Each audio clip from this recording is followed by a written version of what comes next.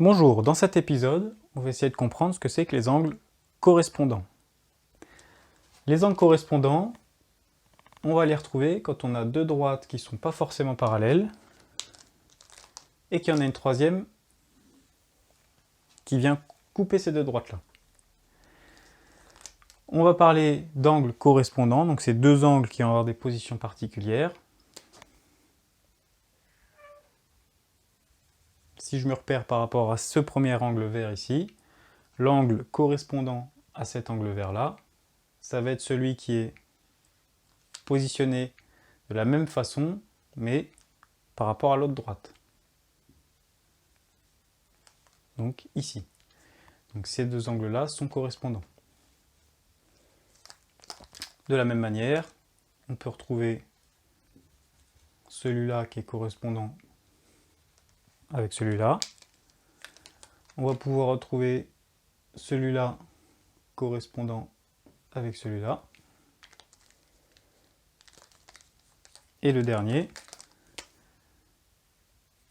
celui-là correspondant avec celui-là.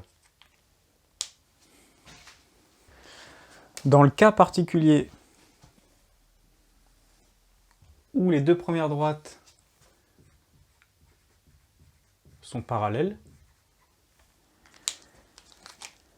donc si on en a une troisième qui coupe ces deux premières-là, les angles correspondants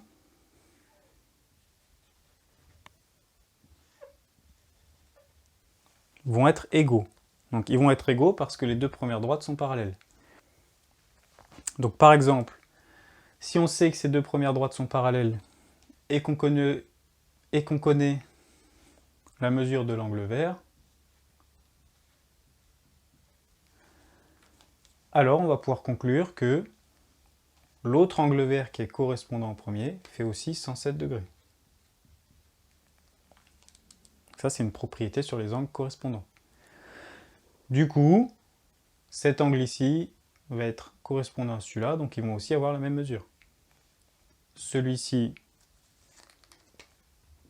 correspondant à celui-ci, ils auront aussi la même mesure, parce que les deux droites bleues sont parallèles.